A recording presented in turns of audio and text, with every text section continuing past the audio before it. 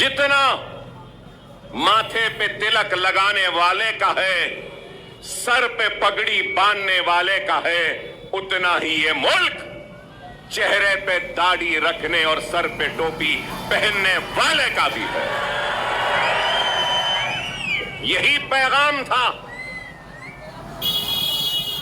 और यही कोशिश थी जिसको लेकर हम आगे बढ़े थे 2014 में। और उस 2014 में महाराष्ट्र के 18,000 किलोमीटर का फासला मैंने अपनी गाड़ी में तय किया था। अपनी जान को हथेली में रखकर डराया गया, धमकाया गया, लेकिन न डरे न घबराए, बेखौफ होकर बेबाकी के साथ इज़ारे हक को बयान किया और सिर्फ आपसे अगर इल्तिजा की, आपसे दरखास्त की और आपसे अगर गुजारिश की तो सिर्फ और सिर्फ इत्तेहाद, इत्तेहाद और इत्तेहाद कहा। आपने अगर अभी तक फेसबुक पेज को फॉलो, लाइक, शेयर नहीं किए हैं तो कर दीजिए और अगर वीडियो यूट्यूब पर देख रहे हैं तो सब्सक्राइब कर दीजिए। अकबरुद्दीन ओवैसी ने फिर किया 15 मिनट का जिक्र।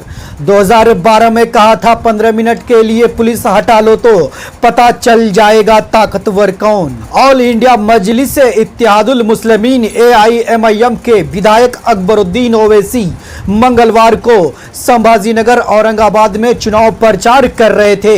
इस दौरान अकबरुद्दीन ओवैसी ने कहा, कैंपेनिंग का टाइम 10 बजे है, अभी 9:45 हो रहा है और अभी 15 मिनट का समय बाकी है। चुनावी सभा में आए लोगों से अकबरुद्दीन ओवैसी ने कहा, अरे भाई 15 मिनट बाकी है, सब्र करिए ना, वो मेरा पीछा नहीं छोड़ रहा है और मैं उसका पीछा नहीं छोड़ रहा हूं। मगर क्या गूंज है। ओवैसी के इस विवादित बयान को 12 साल पहले दिए गए भाषण से जोड़ा जा रहा है। दरअसल 2012 में भी अकबरुद्दीन ने 15 मिनट वाला भड़काऊ बयान दिया था। तब कहा था देश से 15 मिनट के लिए पुलिस हटा लो तो पता चल जाएगा ताकतवर कौन। अकबरुद्दीन ने अपने स्पीच में महाराष्ट्र के प्रमुख नेताओं को चुनौती दी और पूछा कि क्या शरद पवार, अजित पवार, उद्धव ठाकरे और एकनाथ शिंदे जैसे नेता चुनाव के बाद उनकी वफादारी की गारंटी दे सकते हैं। उन्होंने पूछा क्या शरद पवार ये आश्वासन देंगे कि वे चुनाव के बाद पीएम मोदी के साथ गठबंधन नहीं करेंगे। अकबरुद्दीन ओवैसी बोले क्या अजित पवार वोटों की गिनती के बाद शरद पवार के पास वापस ना लौटने का वादा कर सकते हैं? क्या उद्धव ठाकरे ये गारंटी देगा कि वे भाजपा में फिर से शामिल नहीं होंगे? और क्या एकनाथ शिंदे चुनाव के बाद ठाकरे गुट से दूर रहने की कसम खा सकते हैं? अकबरुद्दीन ओवैसी बोले मैं तो खुला बोल रहा हूं कि मैं मोदी योगी का दुश्मन हूं। सुना है चुनाव प्रचार के लिए योगी आदित्यनाथ आने वाले हैं। योगी और नरेंद्र मोदी आपके आने के बाद मैं भी आने वाला हूं। मॉब लिंचिंग के नाम पर, बीफ के नाम पर, घर वापसी के नाम पर, सर पर टोपी पहनने के नाम पर, दाढ़ी के नाम पर जो तुम काट रहे हो, क्या ये तुम्हारी नफरत हिंदुस्तान को कमजोर नहीं कर रही है?